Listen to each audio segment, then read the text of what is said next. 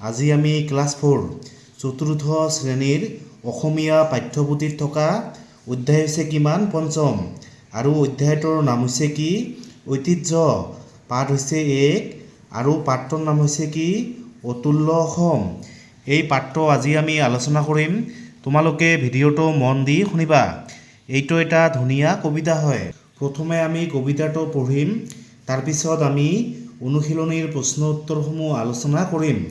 এদিন গধূলি জুহালত বহে ককা আৰু সৰু নাতি, কথাৰ মাজেৰে ককাই বখানে অসম দেশৰ কীৰ্তি।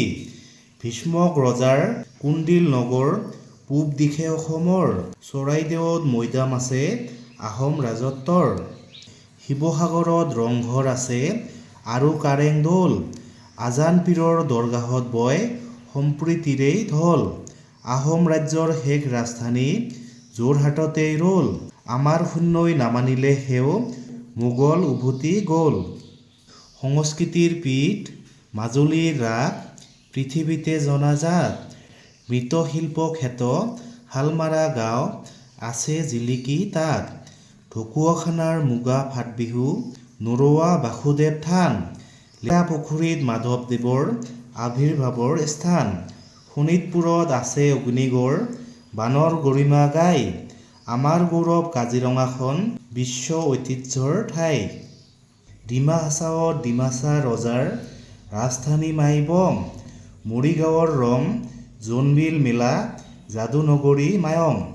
নীলাচলতেই কামাখ্যা মন্দিৰ পঞ্চতীৰ্থ হাজত, পাটবাউসীত গুৰু দুজনাৰ ভকতিৰ বয় স্ৰোত।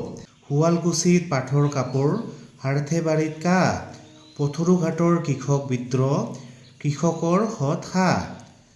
ধুবুৰী জিলিকে টেগ বাহাদুৰ নিতাই ধুবুনী ঘাট, বৰাক শুৱনি ভুৱন মোহন পবিত্ৰ তীৰ্থ তাত। আলচ চামৰি ককাইয়ে ক'লে দিবা সোণামুৱা মন, ইয়াৰ উপৰি বহু ঐতিহ্যৰ ভঁৰাল অসমখন। এতিয়া আমি অনুশীলনীৰ প্ৰশ্ন উত্তৰসমূহ আলোচনা কৰিম। প্ৰথমে 1 নম্বৰ, তলত বাওঁফালৰ কলপাতত দিয়া শব্দবোৰৰ অৰ্থ সোঁফালৰ কলপাতত খেলিমেলিকৈ দিয়া আছে। তাৰ পৰা শুদ্ধ অৰ্থটো বাছি উলিয়াই খালী ঠাইত লিখা। এইবিলাক তোমালোকে এনেকৈ লিখিবা। এইটো হৈছে কি খ্যাত। খ্যাত মানে হৈছে কি প্ৰসিদ্ধ বা জনা শুনা।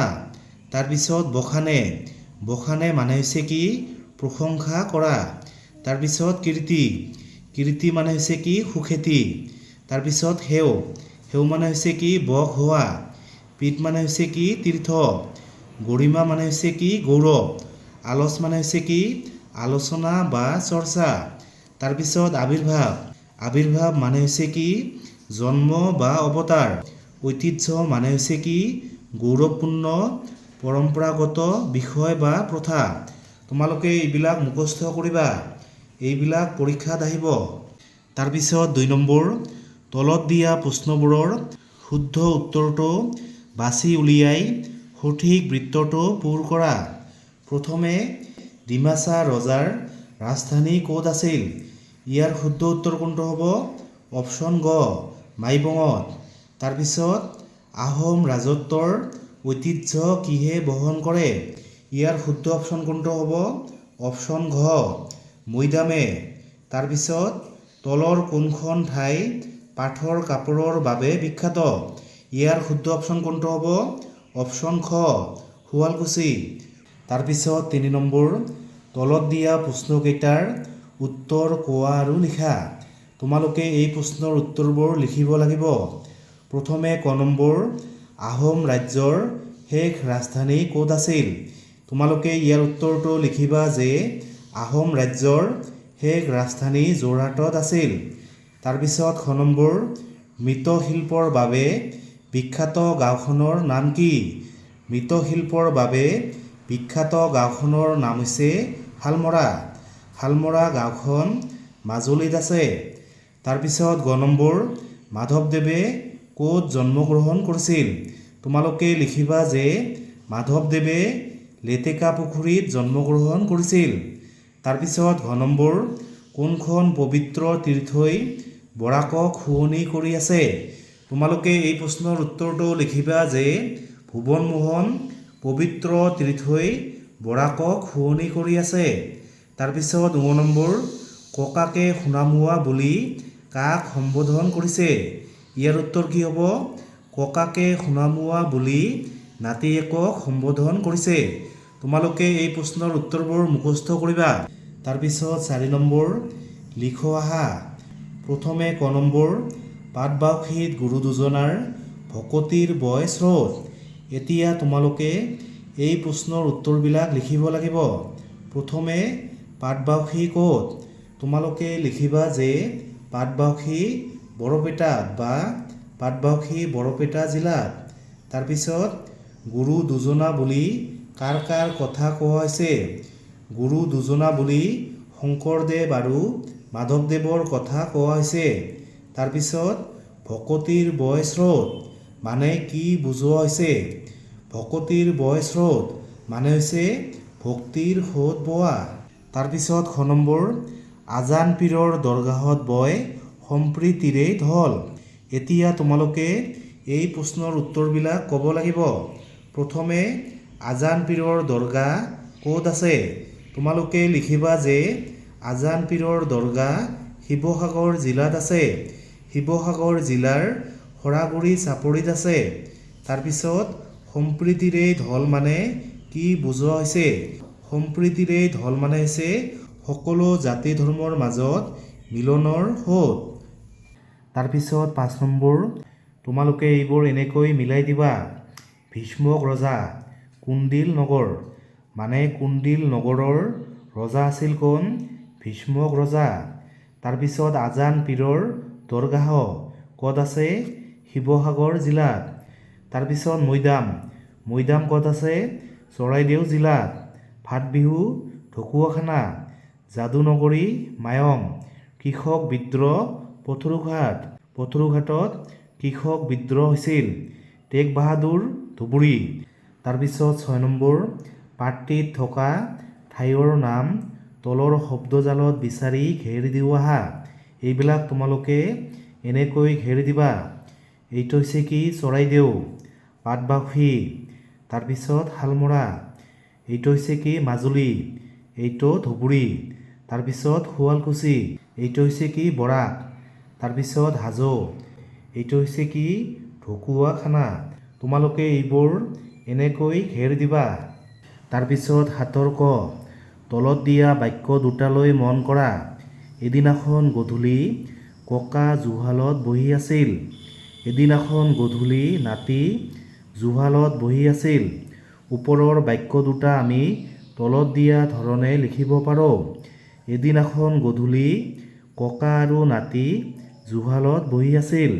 ওপৰৰ বাক্য দুটাক আৰু শব্দৰ জৰিয়তে লগ লগাই এটা বাক্য কৰা হৈছে। সেইদৰে তলৰ বাক্যকেইটা চোৱা। ভাইটি আজি বজাৰলৈ যাব।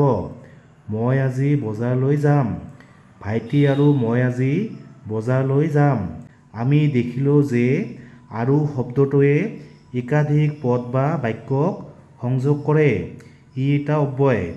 এই আৰুটো হৈছে এটা অব্যয়। এতিয়া তলৰ বাক্যকেইটা চোৱাচোন।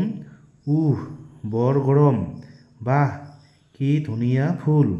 এইদৰে হৰ্ষ, বিষাদ, সুখ দুখ, মনৰ আৱেগ আদি প্ৰকাশ কৰা উহ বা আদি অব্যয়। সেইদৰে ঐ তৰা, এইফালে আহাচোন। হেৰা, ক'ত যোৱা?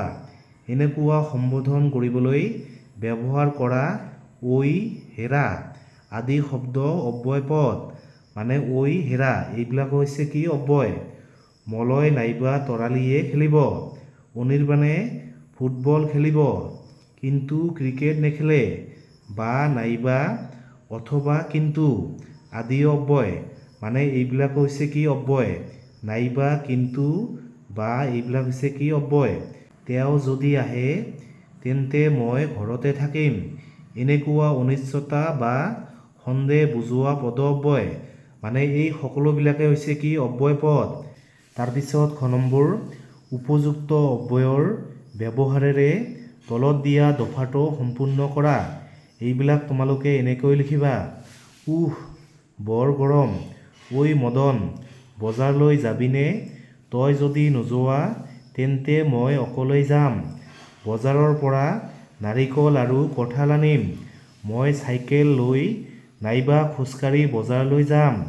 বাহ, কি সোৱাদ! তই নাৰিকল অথবা কঁঠাল খাব পাৰিবি। তোমালোকে এইবিলাক এনেকৈ খালী ঠাই পূৰণ কৰিবা। এইটো হৈছে কি অথবা, এইটো হৈছে কি নাইবা, এইটো আৰু, এইটো হৈছে কি ঐ, এইটো হৈছে কি যদি। এই সকলোবিলাকেই হৈছে অব্যয় পদ। তোমালোকে মনত ৰাখিবা। তাৰপিছত ৮ ক কি কৈছে পঢ়া। ৰাতুল কলিতা এজন ৪ৰ্থ শ্ৰেণীৰ ছাত্ৰ। তেওঁ নিজৰ জিলাখনৰ বিষয়ে তলত দিয়া ধৰণে বৰ্ণনা কৰি এটা দফা লিখিছে। নাম হৈছে ৰাতুল কলিতা।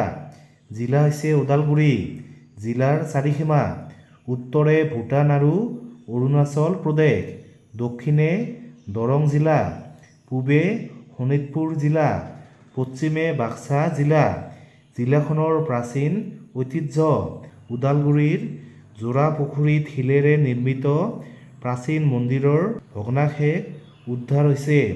এই ভগ্নাৱশেষত বিভিন্ন ফুলৰ চানেকি কটা শিল, জ্যামিতীয় আকৃতিত কটা শিল আদি পোৱা গৈছে। তাৰপিছত ৯ ওপৰৰ আৰ্হিত তোমালোকে নিজৰ জিলাখনত থকা যিকোনো এখন ঠাইৰ বিষয়ে এটি দফা লিখা। এতিয়া তোমালোকে তোমালোকৰ জিলাখনৰ বিষয়ে এটা দফা লিখিবা। তাৰপিছত ৯ বাওঁফালে থকা নামবোৰে অসমৰ কোনবোৰ ঠাই বুজায় দলত আলোচনা কৰি লিখা।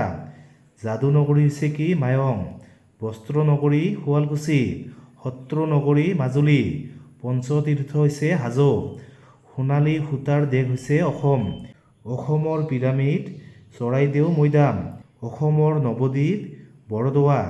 এইবিলাক তোমালোকে মনত ৰাখিবা। এইবিলাক পৰীক্ষাত আহিব।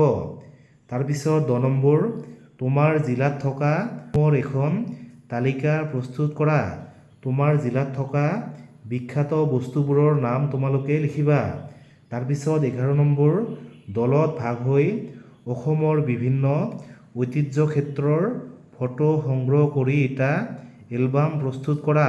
ৰংঘৰ, কাৰেংঘৰ, কামাখ্যা মন্দিৰ এইবিলাকৰ ফটো সংগ্ৰহ কৰি এখন এলবাম প্ৰস্তুত কৰিবা।